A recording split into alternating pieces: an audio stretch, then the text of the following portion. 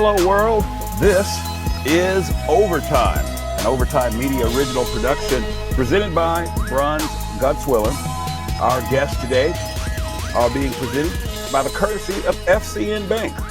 FCN Bank, building stronger communities, member FDIC, and equal housing lender. Leon, you already know it, man. This is one of my favorite people to talk to. I always learn something about the game and enjoy just being able to soak up his knowledge. There he is. Coach Stirn, welcome to the show. It's good to be here. Good to be here. I'm going to ask you this right off the top. There's a phrase that you hear a lot in coaching, and sometimes it's just words, but I think it really applies to you. That phrase is, he does it the right way. Coach, in your own words, what does that mean when you hear people say, oh, Coach Stirn, he does it the right way? I think it's a program rooted in fundamentals of treating people the right way, working hard, being accountable for what you do. Talent comes and goes. When you're built on principles like that, it keeps you out of the valleys. You can develop consistency, and then when you have an uptick in talent, you do even better. But I think that's where we are, and I think part of doing it the right way is how we treat our own people, how we treat our opponents, and just sometimes you got to put your nose down and work hard. Coach, when you guys are at a point like this in your season, you guys are 5-0. What is your message to the team to kind of keep them focused? Because sometimes guys can get complacent and comfortable. What do you do to keep your guys focused on the job at hand? You got to be careful because of all the cliches. The cliches are cliches because people repeat them and they're true. And the more you say them, they tend to lose their meaning. But this week, Linton is our best team we play this week. Last week, Switzerland County was the best team we played this week. And really keeping it on that 7-day weekly basis. And you worry about next week. Take care of tonight, right now. Last night's victory puts us in the driver's seat for a conference championship. Don't look back. Don't enjoy it now. Don't celebrate it now. It'll always be there. We'll look back when the season's over and evaluate. But honestly, be where your feet are. We woke up today with a list of things we've got to get better at, and we have a new opponent, no history, very talented Linton team. That's got to be our focus. And one of the reasons we tried to upgrade our schedule this year is that your schedule prepares you for the end, and not just quality, but the style in which people play. This is a long road trip. You're going to have to take a long trip in the tournament. The style in which they play, they got some good players in key places, and you have to develop your players and schemes to handle those guys. Well, you do that throughout the course of a year and keep it at a weekly basis. At the end of the year, you're a well-versed team, and you certainly know what you have. You know what your strengths are and what your guys are capable of. Coach, every 365 days, you get a brand new team. Both, all those teams that you'll get every 365 days, they're not alike. They're all different and unique in their own way. But from the outside looking in, it seems like you guys never really have to rebuild. You're more of a reload type situation. Talk to me about how that happens there at North Decatur. Is it your youth league? How is it that you guys just seem to be able to just reload every 365? I think we coach our guys really hard. You can walk out to practice and you can tell who the seniors are and who the freshmen are. Everybody's held accountable, though. At a small school like ours, every kid's got to practice hard. Every kid has a role in the team. We encourage them to embrace it, but we coach our freshmen just like we coach our seniors. Obviously, your expectation level is going to be a little different, but the coaching they get's exactly the same. I think we're very consistent as a staff, where we know what's important to us. We know what skills kids are going to need to have as they get older. I think we stay true to our values. We don't sell our soul to a new system one year where we think we're really talented, so we're going to throw it a lot. We stay true to who we are. And I would draw a comparison, honestly, to what Jake does at East Central. They They believe in what they believe in. Their kids buy into it, and you just got to let it play out. You've got to let every team be its own. Our playbook is pretty expansive. However, each year you lean and favor certain things over the other, but they're all still rooted on the same foundation. And the other thing I would say is that we start building this next team the Monday after Thanksgiving. That's when we start in the weight room. And on one hand, you could say it has very little to do with football, but yet it has everything to do with football, because there's not a better environment in which you can teach discipline, accountability, and work ethic. We're in there with them every day. Our staff's in there. Our staff does a great job of supporting the kids, supporting me. So it's a constant message. And because of that, it's a consistent growth. You mentioned three things there, three pillars: discipline, work ethic, and accountability. Coach, my question to you is, when you have, say, a player, or maybe it's a group that's lacking in one of those, the discipline, the accountability, the work ethic, how do you coach out of that? Well, you have to address it. My approach is I address it head on. Mm-hmm. A little problem becomes a big problem before you know it, and you get one or two kids that their buy-in's not there. One or two things have to happen. They've got to buy in or choose another route. And we actually had that case in the summer. I don't know. Their commitment to the team wasn't as high as it needed to be. The players knew it. I knew it, and the players knew that. What's coach going to do? He's a really good player, probably going to be a two-way starter for us. And I had to confront him and tell him that you're either with us or you're not. There's no halfway. It's not fair. And he and I agreed to part ways. So one of our returning starters, who was going to be a key contributor, is no longer with us. And it wasn't because of talent. It wasn't because of ability. It was because of the buy-in. Another young man said, this is a lifestyle. And he kind of said that as if it were a negative. And I said, you're absolutely right. It's a lifestyle. Success is a choice, and success occurs over time. And I'm not asking you to do anything that we're not doing, that our staff's not doing. And if you don't want to be in the lifestyle, football is not for everybody. But success isn't for everybody either. You look throughout all the areas of life. Why do some people have success and others don't? It's commitment to the little things, and it's consistent commitment to those little things. And that's how we've done it. And I think that creates better chemistry. The buy-in's good. The guys feel like, I'm a young player. I'm not very talented, but I love football, and coach, I'll do anything for you. But when that young guy watches an older guy not be held to the same standard, you lose the little guy. He's, well, I'm not going to do this if you're going to go ahead and reward that behavior. So maybe it's age, maybe it's experience. And to me, that's more important than anything else. That they've got to be in it with us, and it's got to be equal in that locker room. Coach, you mentioned something earlier when we were talking about players in the program and things like that. In today's climate, I hear coaches talking about the one-time transfer rule. Yeah. Has that really affected football yet, or is that something that we'll see the effects of it down the road?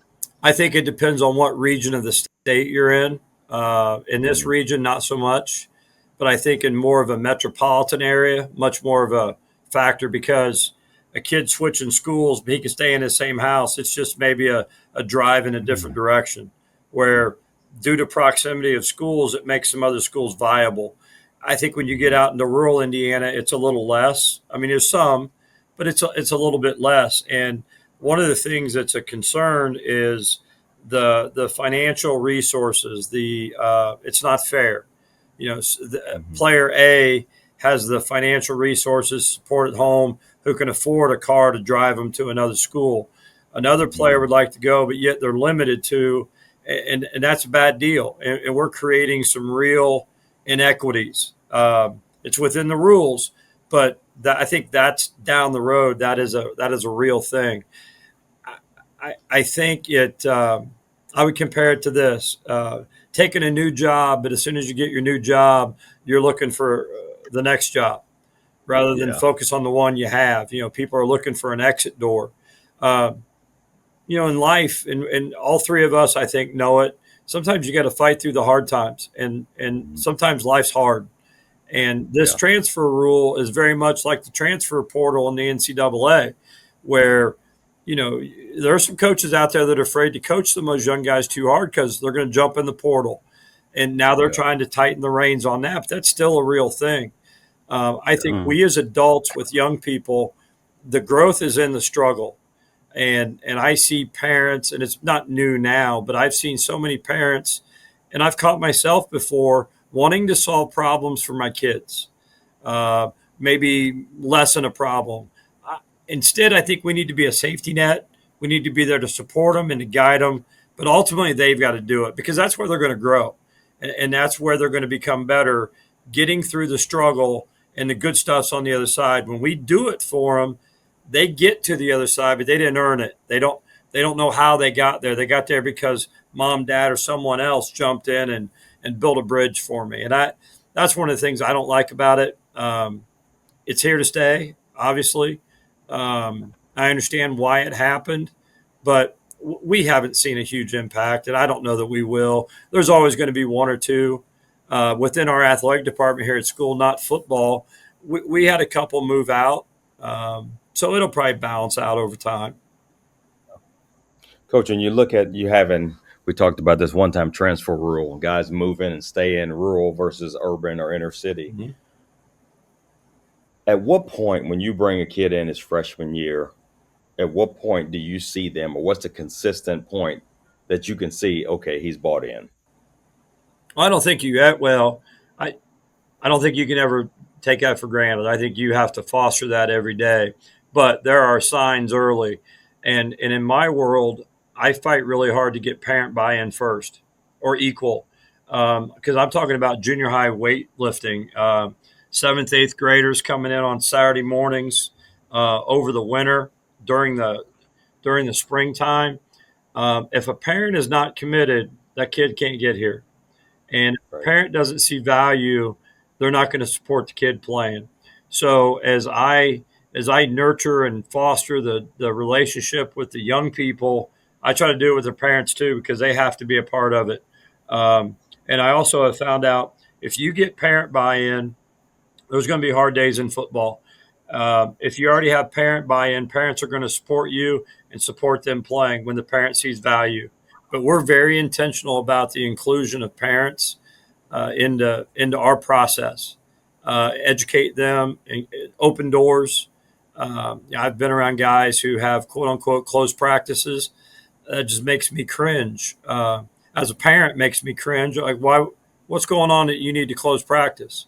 Our Yeah. football practices are wide open. Obviously, we're outside most of the time, but our weightlifting's wide open too. Parent, it's your kid. You only get them for so long. You want to come watch them, you're welcome anytime.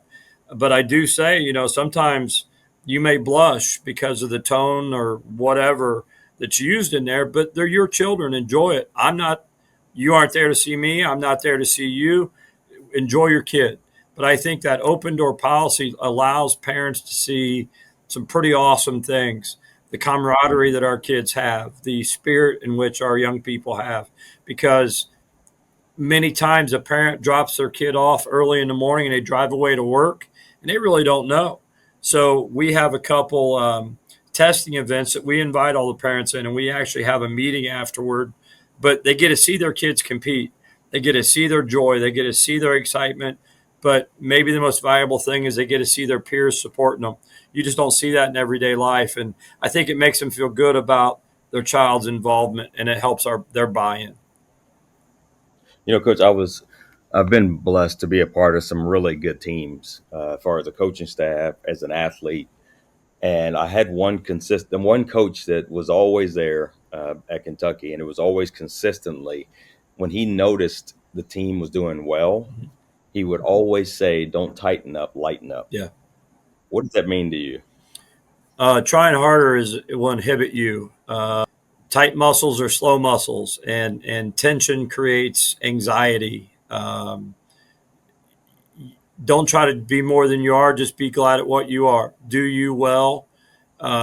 the perception of a big game. I mean, we could easily this week say we're playing Linton, the defending or the state runner-up 2A team from a year ago. That could add a lot of pressure. There's no pressure. You got to go play this game just like you played the last game, because the things that are going to win or lose this game are the same as they've been every game prior. Don't make it too big. Don't make it too small. Just be steady. And that's going to help you in your preparation, where I think we as a staff do a really good job modeling that for our team, that, we're playing a team that's not as good. And we don't practice any different. We don't prepare any different. The materials we provide in a scouting report are exactly the same, so that when you do play the tough game or the big game, whatever people want to call it, it's just another game for us. We understand the other part. But if you, and I hate to say the term because I think the term the process gets overused a lot, but it is the process. We do what we do on Saturday morning. We came in this morning. The score of the game was not indicative of what we do. It's not punishment. It's not a party. We've got to take care of ourselves physically, and our kids know us. What we do on Saturday, Monday's Monday, Tuesday's Tuesday. Now, obviously, within those days, you're doing things particular to an opponent, but other than that, it's the same. And I think that is how you overcome those highs and lows and a letdown and overlooking somebody. Coach, you have obviously a great culture with your football program, and usually that comes with a lot of involvement from former players, alumni, things like that. How many former players do you have come back and help out, or that's on your staff right now? Well, it's not as near as many as they would like to. I could. So last night, Reed Messer comes back. They had a bye week at Taylor. He's in our locker room, and he was laughing because when I was calling out special teams, kickoff, stand up, kick return, he said, "Coach, I felt like I needed to stand up." Carson Palmer's on the sideline. My son Alex is with us. Tad Palmer is an alumni. Chris Stevens, an alumni. Christian McKinney's my defensive coordinator, is an alumni. Clark Lecker's an alumni. And you go down the list, there's a lot. Yeah. But after a game, that walk from the field to the locker room is always a great reminder. The guys from 2 years ago or a year ago, there's a lot. Yeah. Because it's important to them, and they want to come make sure – they want to see us play, but they want to make sure that this group's living to the standard that they created. And again, that's the culture. Anytime we can blend those guys together, we do. And I think it's very, very important.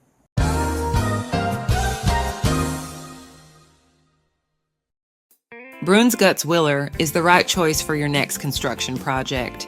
We strive to deliver unparalleled service to our clients by focusing on craftsmanship and quality. Our core values of integrity, professionalism, and fair pricing all but ensures our clients receive the best possible experience. Whether it's commercial construction, remodeling an existing space, or even building a luxurious home, we offer a comprehensive suite of construction management services. So before you break ground, give us a call at 812-934-2105. Bruns Guts Willer, building a better future for southeastern Indiana for over 100 years.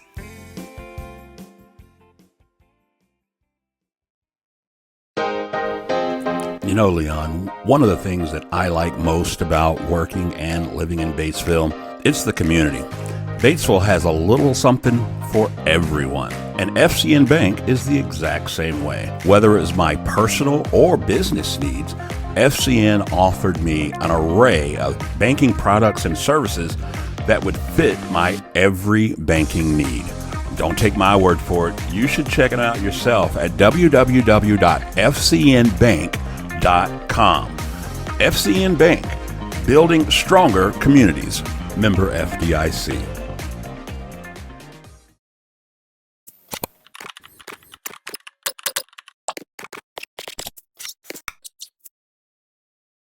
From where you sit, what do you see as the biggest challenge today's student athletes are facing? Social media, self-esteem, and I think those two are interwoven. Immediate feedback. They want to turn the light switch on and have the light come on immediately. Well, lights work that way. Success doesn't. Athletics doesn't work that way. It takes time. Hard work is called work for a reason, and it takes a lot of faith. But I think that from what I see, social media is such a deterrent. You can ignore it, and it's gonna get you. We talk about it, and we're very intentional about talking about it because I think human beings want feedback, and too often young people turn to social media for their feedback. Beyond being a distraction, I think about the young person post something on social media. How long is it till they go back and see who liked it, who didn't like it, did anybody repost it, and that really matters to them. And we talk about it. Like, why does that matter? Why does what somebody else think? We talk about relationships in our program. We talk about friendships because somebody's got to have those conversations that the young people who walk around and go, I don't care what people think. The more they say it, the more it's true that they do. Yeah. And we talk about in our leadership meetings, our leadership council, that our relationships are not all equal. And you have to look around and go, there absolutely are people who I truly care about what they think. And then there's others who I don't. Well, what's the old saying? If you wouldn't ask this person for advice, why are you concerned about what they say about you? Because it's free and it's easy. It used to be back in the old days, pre-social media, pre-cell phones, somebody would have to say it to your face, and some certainly did. Okay, but now we don't have to have that confrontation. You can be anywhere in the world, and you can type real quick on your phone. It's not real. That's not realistic. It's still a people world, and I try to help them navigate that. And I'm not the only one that does it, but I think that's a pitfall. You're always on stage. Everybody around you has a phone with a camera. You're always on stage, and nobody wants to make a mistake, and everybody's cautious. And I think that's an awful way to live life. We started a new policy this year.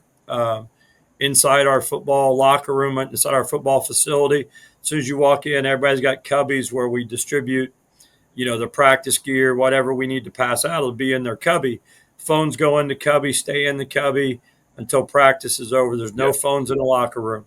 Because what I watched happen over the last few years is that guys would come in the locker room, they would sit at their locker pre-practice, everybody's heads down, staring at their phone. We're not interacting. And those are some of the greatest times, laughing and joking and enjoying each other, but having a conversation with each other. Those phones inhibited that. So the kids were great. I said, here's what we're going to do. And it's non-negotiable. And they do. They walk in, they put them in their cubbies, and they don't need them. They can pick them up after practice, and that helps a ton. It sounds like an old person. Coach. No, I like that. I like that a lot.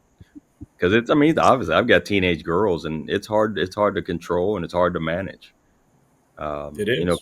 Because you want to believe and treat them like they're mature, but sometimes they just don't understand that life really doesn't work that way. Correct. And nobody ever posts a picture. No one ever posts a picture of them at their worst, right? Yes. So it's a premeditated picture, pre-made picture. That's really not their vehicle they're leaning on or whatever. But, to a young adolescent person, you look at that and you trust, and you go, man, that's a really nice car. Those are really nice clothes. And it looks like a really nice place they're at. But it's not real. It's not all real. A lot of it's prefabricated. Yeah. Coach, no doubt, beginning of the season, you, your staff, your team, you guys laid out goals, things that you wanted to accomplish this season. But let me ask you this. How does Coach Steve Stirn, how do you identify and define success for this team this year? Yeah, that's a good question. And depending upon the group I'm talking to, I talked to my youth coaches just this week. I met with them and said, I really don't care about your wins and losses, and you shouldn't either. The most valuable statistic for you is retention. How many of your players that you coach this year play next year? Mm-hmm. And because that's what we need. We need them to keep playing. and they're going to keep playing if they had a good experience, and you've got the parent buy-in. You can blame it on the kids. You can say the kids are soft, whatever. It's very similar in junior high, but it starts getting a little more serious in junior high. You have that first phase of drop-off where kid chooses another activity. When you get to high school, I think you've got to have daily goals, you've got to have weekly goals, and you've got to have seasonal goals. And I'm a list maker, and that list changes every day, but I make a list every day because I find it empowering, the ability to mark something off that list. I did that. In education, one of my greatest frustrations is we don't get immediate feedback. If I'm in construction, I can pull up to a job site in the morning, and when I leave in the afternoon, it visibly looks different. And I can say, I did that. I've achieved that today. Man, in school and the young people help mold. It's hard. You trust, you got to believe, you got to have some faith, but it's hard. So in football, with our guys, we have daily goals. We have daily objectives. One of the things I do, we use a Canvas platform in education. Some people use Google Classrooms. I post for them every Sunday. Here's our weekly objectives per position, per team, things that we must address. These things have nothing to do with opponent necessarily. These are things that we put on film or that we've done that we're trending poorly. We've got to address them. It's got to get better. It's hard because some of it's not super measurable, but it's a good way to tell them we've identified these as important things. Help us address them. So that's one way we do it. As a team overall, do your best. It's like being an A student. Not everybody's going to get an A, right? So I think when you put the demand on your child to you need to get all A's, well, they may not be capable, and that's okay. Would you rather a kid get all A's because they cheated to get all A's, or not cheat and truly learn how to do the best they can and be comfortable with that? That would be like me standing up. We've never talked about a state championship here. I was at Roncalli. We talked about it. I was at St. X in Cincinnati. We talked about it because it had happened there before. If right now, if we talk about state championship and it's state championship or bust, there's a lot of kids that are going to walk away feeling like they failed. Mm-hmm. And that's what I hated the most about it. Those things happen. You can't plan them. Those are a result of having a little luck, staying a little healthy, but doing all the right things on the way there. We want to have a winning season. We want to win our conference. But beyond, I guess, underneath those goals, we try to lay out, here's what has to happen to do that. Is there a particular opponent you're going to have to beat that's the key for the sectional, that's a key for the conference, and just narrow it down to help them direct their focus. Hope that answers it. Yes. No, that's definitely. Coach, you know how we do this. This is not the first time you've been on the show. We end it with our one-hitter quitter. The beautiful thing about it, there is no wrong answer, just your answer. Yeah. You ready, Coach? I'm ready. Okay. As you look at the next level, NCAA football, for so long, everybody, whether they liked it or not, you knew it. SEC, hands down, was the best conference. Today, I don't know if that's true. I'm going to let you tell me, Coach, what's the best conference in college football today? I think you have to get rid of the conferences, honestly, and look at it because of what the NFL did. NFL wanted parity. Well, now NCAA wanted parity, and NCAA created parity when they allowed the NIL and some of those other things. It used to be there was the Cold War, the facilities Cold War. Everybody wanted to one-up everybody else. Well, everybody's got facilities now, right? And it used to be, well, you come here, you're on TV. Well, everybody's on TV now somewhere, right? So kids can get a lot of the same things at more places than ever. And what has that created? That has created a parity. When they keep knocking the scholarship number down, when I remember it was 115 and it went to 105, those scholarship guys are going somewhere because money talks. If NCAA Division II football is so much better today than it was 20 years ago because those scholarship guys had to go somewhere, and they went there. So I think you look at pockets. I think you look at regions. Look at Ohio State football is really important. Alabama football is really important. It's going to be really hard to say this conference across the board is better. You can look in the ACC. Football is important at Clemson. Tough start, but they're a whisker away from 2-0. Yeah. And the sky's not falling there. Penn State has made football important there. So I don't know if I can say across the board, but if I had to today, I'm going to say the Big Ten, and maybe for reasons that you may not think, but I think the Big Ten network, more than anything else, has driven Big Ten growth and success. They were ahead of the curve. They create their own partnership with Fox. They get ahead of everybody else. And the revenue sharing within the league is incredible. Now, quietly, Ohio State has – so what it used to be, the proceeds of the media and the bowl games, once you took your expenses out, all went in a big pile, right? And we're going to divide it equally. Well, Ohio State has proposed that's not exactly fair. There's going to be a formula to decide what percent of the overall each school gets. And guess what? Ohio State's going to get the most.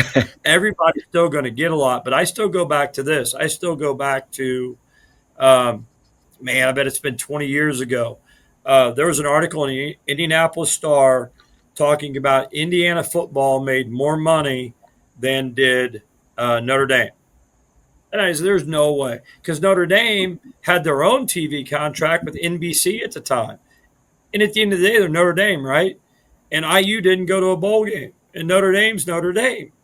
So then they went and they just walked you through the dollars. IU's cut of the Big Ten network that year was $24 million. Their cut of bowl games was another almost $20 million.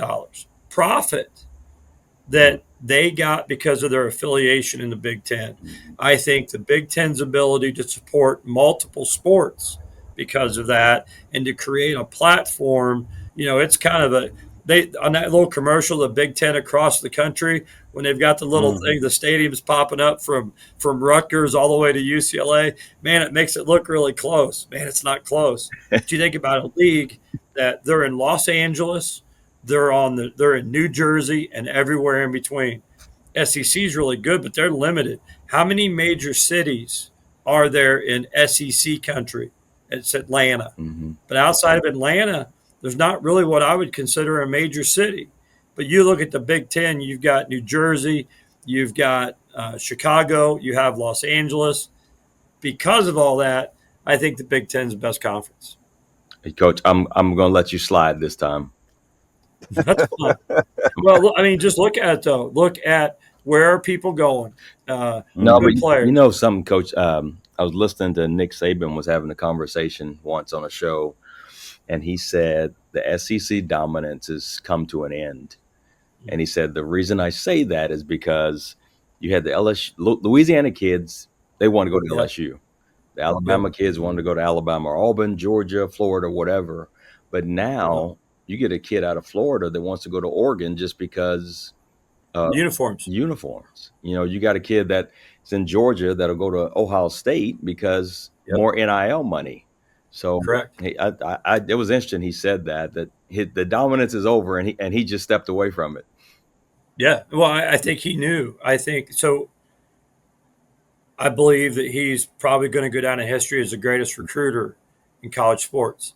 And I saw a little clip of Lane Kiffin when he was an assistant. They won the national championship. They're on the bus home, and they get an email from Saban, staff meeting 7:30 in the morning, the morning after they won the national championship. And he's like, what are we doing? Yeah. And he goes, we walk in this meeting, and he starts the whole meeting off, we're behind. We're behind because these other people have been out recruiting the last 2 weeks. And that was his attitude, though. Yeah. He was a recruit. He's going to outwork people. And they were selling a product that was kind of unique. It's less unique now because of facilities, because of TV coverage, because of shoe deals, and that caused the parity. NFL wanted it; they didn't want that big dominant team, and so they flip that schedule every year to create that. Well, in the NCAA, I think NIL, I think limiting scholarships, everybody's on TV. I think it's going to be hard to replicate.